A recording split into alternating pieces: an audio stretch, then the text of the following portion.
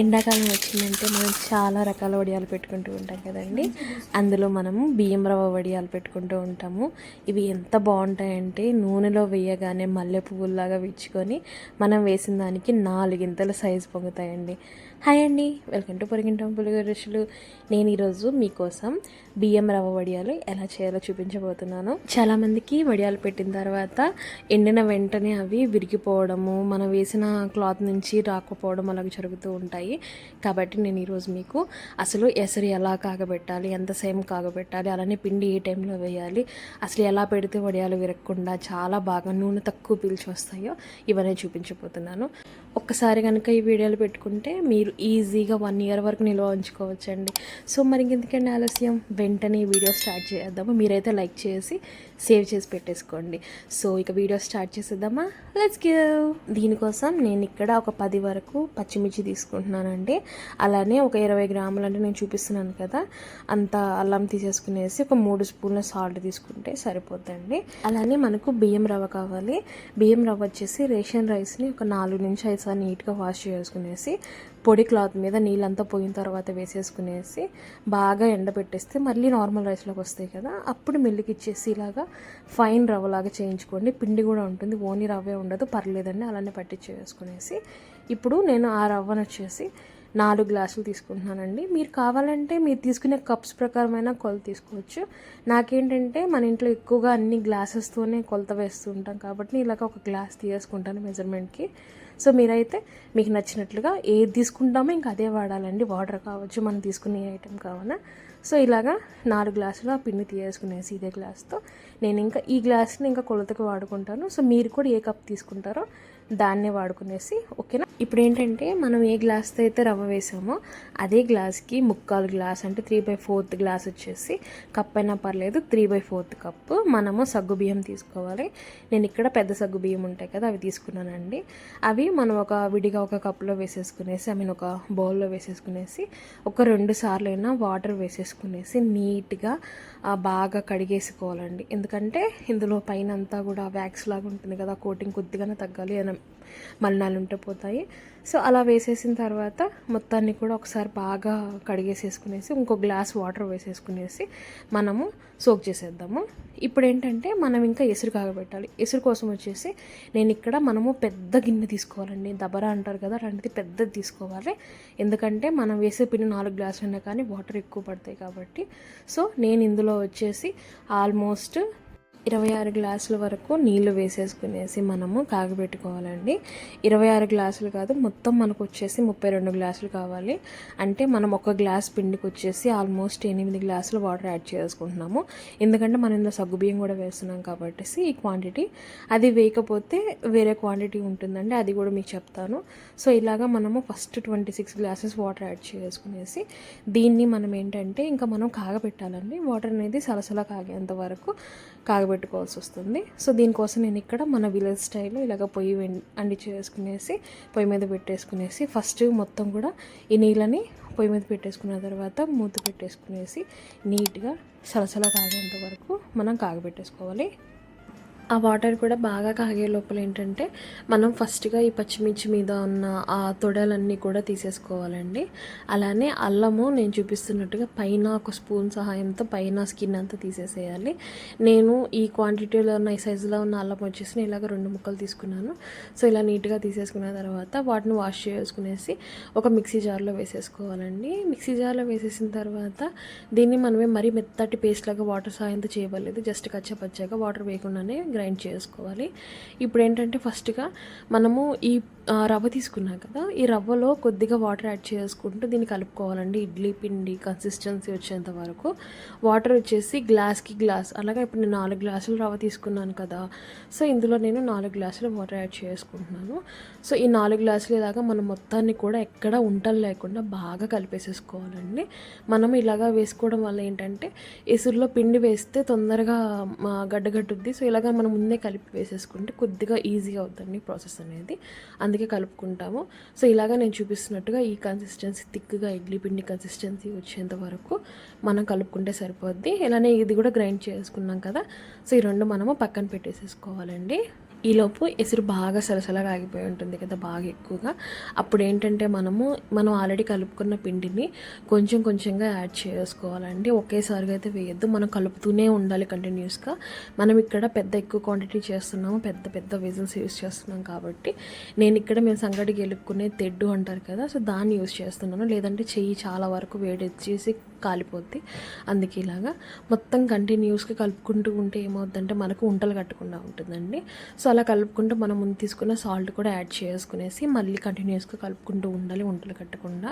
So ఇలాగా మొత్తం కలుపుకున్న తర్వాత ఇప్పుడు ఇందులోనే మనం వచ్చేసి మనం ముందుగా పేస్ట్ చేసి పెట్టేసుకున్నాం కదా అల్లము పచ్చిమిర్చి, అది కూడా యాడ్ చేసుకోవాలి. సో అది కూడా వేసేసిన తర్వాత ఒకసారి మొత్తాన్ని కూడా బాగా కలిపేసేసుకునేసి మనకు ఈ ప్రాసెస్ అంతా కూడా ఏంటంటే కొద్దిగా లో ఫ్లేమ్లోనే మనం బాగా ఉడకబెట్టుకుంటూ 20 to 25 minutes పట్టిందండి నాకు పిండి పర్ఫెక్ట్గా ఉడకడానికి. సో ఇప్పుడు ఇలా కొద్దిసేపు మనం ఉడకనిచ్చేసి ఇందులోనే మనము నానబెట్టుకున్న సగ్గు బియ్యము అలానే ఇంకో గ్లాస్ వాటర్ కూడా యాడ్ చేసుకుంటే మొత్తం 32 glasses వాటర్ యాడ్ చేసుకున్నట్టు అయిపోద్దండి.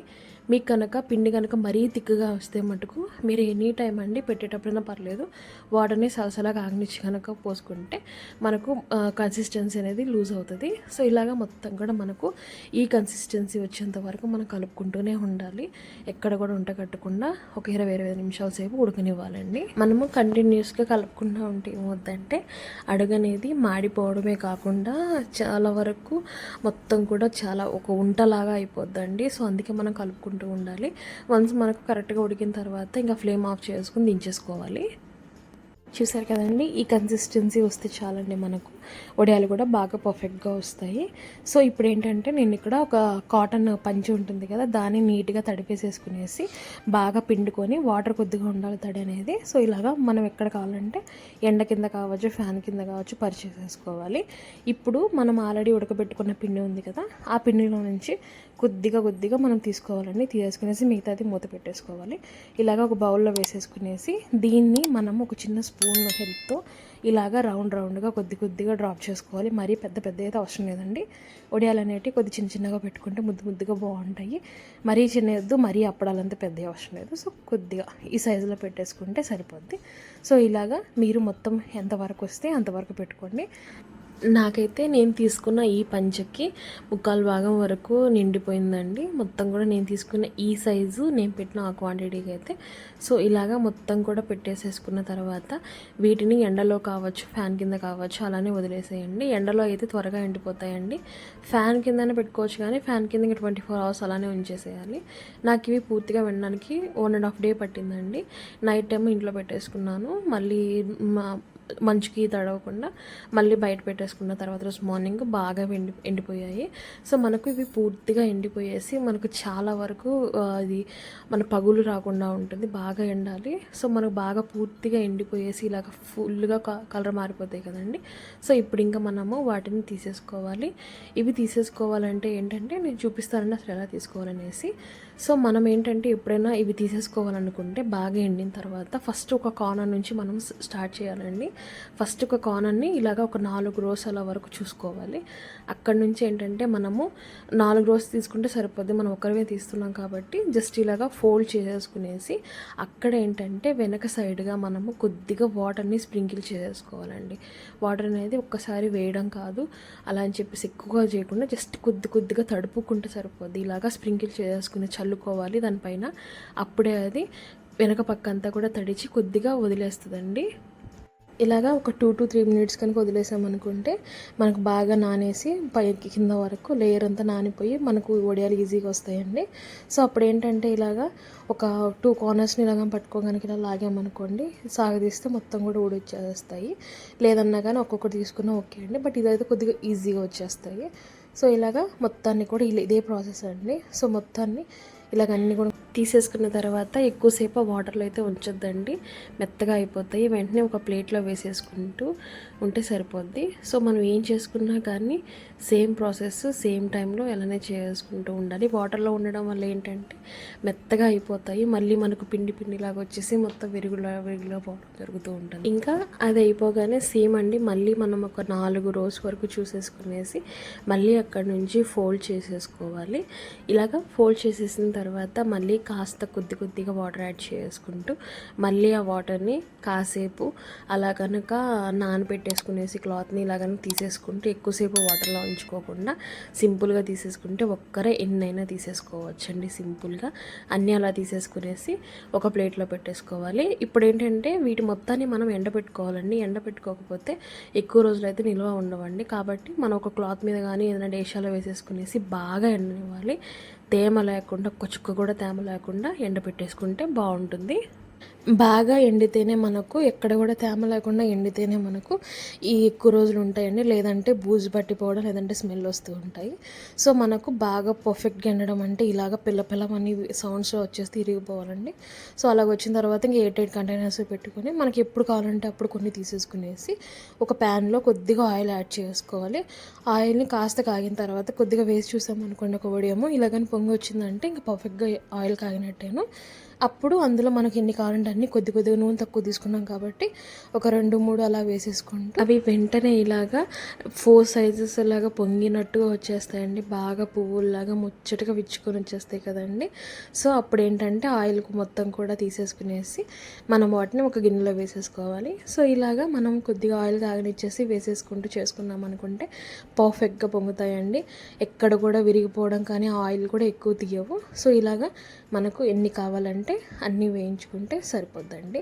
సో అంతే అండి, చూసారు కదా వడియాలు ఎంత సింపుల్గా పెట్టేసుకున్నామో. చాలా ఈజీ అండి పెట్టుకోవాలి, కానీ మీరు కూడా తక్కువలో పెట్టుకోండి. నేను ఇక్కడ చూపిస్తున్నాను కదా, మనకు ఎక్కువగా ఆయిల్ కూడా తీయలేదండి. మీరే చూడొచ్చు, బాగా క్రిస్పీగా ఉన్నాయి, ఆయిల్ కూడా ఎక్కువ తీయలేదు. మనకైతే ఇది పప్పులో కావచ్చు, పచ్చడిలోకి, దేంట్లోకి ఒట్టిగా తిన్నా కూడా చాలా బాగుంటాయి. సో మీరు కూడా ఖచ్చితంగా ట్రై చేసేయండి. అలానే లైక్ చేసి సేవ్ చేసి పెట్టేసుకోండి, మీ ఫ్రెండ్స్ అండ్ ఫ్యామిలీతో షేర్ చేయండి. ఫస్ట్ టైం మన ఛానల్లోకి వస్తే మటుకు వెంటనే సబ్స్క్రైబ్ చేసుకొని మన ఫ్యామిలీలోకి వచ్చేసేయండి. Thanks for watching, bye.